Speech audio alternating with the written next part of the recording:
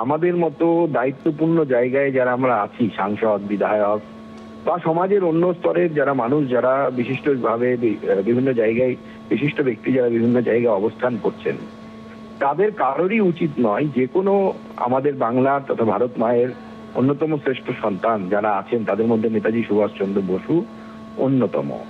তো স্বাভাবিকভাবে যে ব্যক্তি তার জীবন দিয়ে দিয়েছেন, সম্পূর্ণ জীবনকে উৎসর্গ করেছেন দেশের জন্য, সেই ব্যক্তিকে নিয়ে কোনো ধরনের কুরুচিকর মন্তব্য করা কোনো ব্যক্তির পক্ষে উচিত নয়। এবং আমাদের মতো দায়িত্ববান পদে যারা আছি আমরা, তাদের তো একদমই উচিত নয় বলে আমার মনে হয়।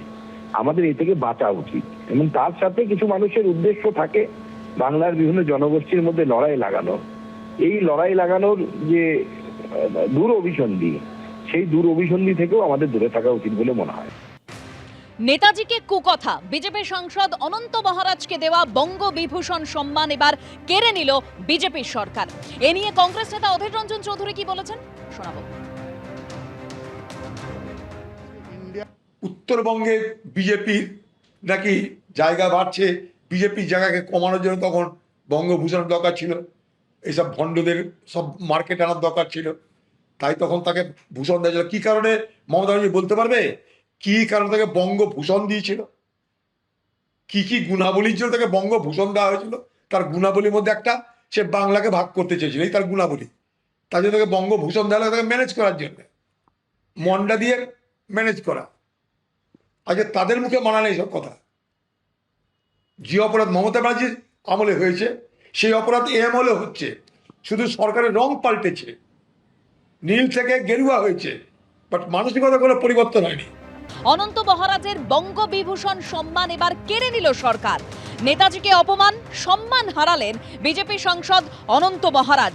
তৃণমূল জামানায় অনন্ত মহারাজকে দেওয়া হয়েছিল বঙ্গবিভূষণ সম্মান, আর এবার সেই সম্মানই কেড়ে নিল বিজেপি সরকার। 21শে ফেব্রুয়ারি অনন্ত মহারাজকে বঙ্গবিভূষণ সম্মান দিয়েছিল তৃণমূল সরকার।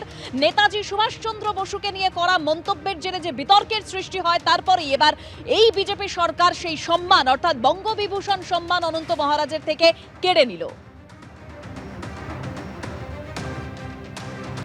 অনন্ত মহারাজের করা কোন মন্তব্যের প্রেক্ষিতে বিতর্কের সৃষ্টি হয়েছিল গত মাসে এবং তার আগের মাসে?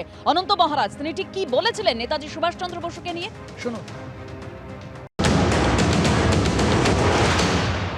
Netaji is a war criminal, যায় দেশের বিরুদ্ধে যুদ্ধ করে, বন্দুক তোলে না, দেশদ্রোহী হয় না নয়? ওই নেতাজি দেশের বিরুদ্ধে যুদ্ধ, বন্দুক ধরছে না, নাই ধরে দেশদ্রোহী হয় না নয়? দেশদ্রোহী হয় না নয়? আর দেশ স্বাধীন করলো আমরা, হ্যাঁ? আর কারো বলে সিআই সিএ বলে নেতাজি। নেতাজি তোমার কোটে কোটে ঢুকে আছে, ডিএনএ টেস্ট করা হবে। তোমারটা লুকিয়ে আছে, তো লুকিয়ে আছে। Netaji is a war criminal. আমার মহারাজা চার্টার অফ অ্যাক্ট যুদ্ধ করার পরে, নানের সাথে যুদ্ধ করার পরে হিটলার এবং আজাদিন ফৌজকে ডিস্ট্রয় করেছে। হ্যাঁ, এই আজাদিন ফৌজ নেতাদের বাপের তাগত আছে নাকি অর্গানাইজ করে ফৌজ বানায়? সব ভারত ব্রিটিশের সৈন্যটা, ব্রিটিশের সৈন্য, ব্রিটিশের সৈন্যকে জার্মান নিয়ে গেছে বন্দি বানায়, আর সেই জার্মানে নেতাজিকে দিছে, আর নেতাজি সেটাকে অপব্যবহার করেছে। আজকে যদি আমি গভর্নমেন্টের বিরুদ্ধে একটা পিস্তল দেখাই, আমাকে এনকাউন্টার করবে কিনা বলেন? তা ব্রিটিশের শাসন ছিল, তা ব্রিটিশের যখন শাসন ছিল, তা ব্রিটিশের শাসন ছেড়ে চলে যায় নাই।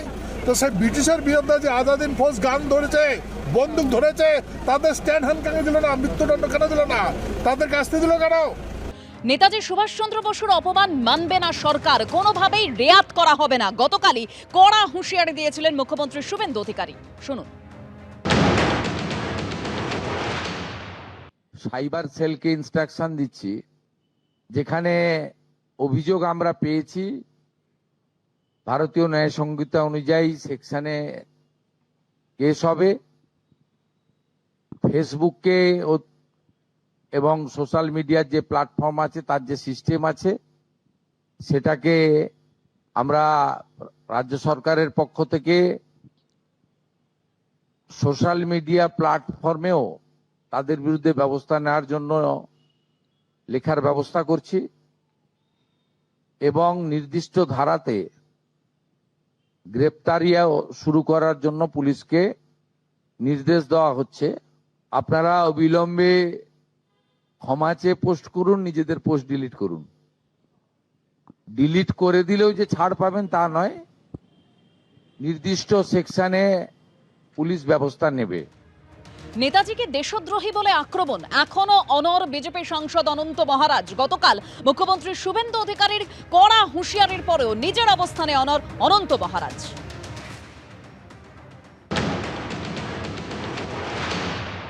আমাদের মাননীয় মুখ্যমন্ত্রী ভালো কথা বলেছেন, ল অ্যান্ড অর্ডার সবার জন্য প্রযোজ্য, এটা আইন সর্বোপরি। আমি একজন আইন প্রণয়তা আছি, আমি এটা অস্বীকার করব কি করে? কিন্তু কথাগুলো আমি অপমান কাকে করলাম? জেল যদি দিতে কাকে দিতে হবে?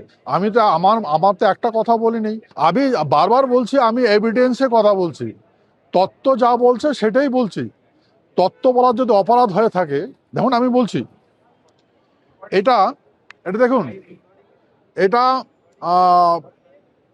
খসড়া রিপোর্টের এটা আছে, ইনি বলেছে ওয়ার ক্রিমিনাল বলে, আমি তো বলিনি।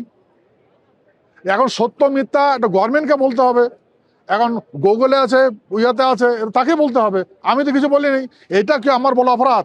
যদি মিথ্যা হয়ে থাকে তা এটা ঘুরছে কি করে?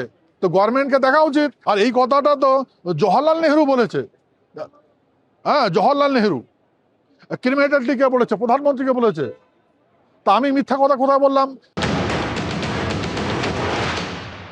দেখুন, নেতাজি সুভাষচন্দ্র বসু প্রত্যেকটি জাতীয়তাবাদী মানুষের অন্তরের অন্তঃস্থলে তার কালোজয়ী সত্তা নিয়ে প্রতিষ্ঠিত।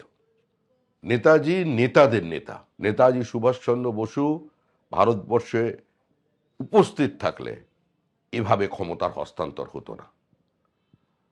রাজনৈতিক মতপার্থক্য থাকতে পারে, কিন্তু নেতাজি তার কালোজয়ী সত্তাকে নিয়ে সমস্ত কিছু উত্তরণ ঘটিয়ে দিয়েছেন। নেতাজি সুভাষচন্দ্র বসুকে নিয়ে মানুষের আবেগ যদি আহত হয়, তার জন্য পার্টি চিন্তাভাবনা করবে। এমপি এমএলএ যদি এ ধরনের কাজ করেন, দলের সংসদীয় বোর্ড আছেন, সর্বোচ্চ নেতৃবৃন্দ বিষয়টি দেখছেন এবং দেখবেন। এবিপি আনন্দ, এগিয়ে থাকে, এগিয়ে রাখে।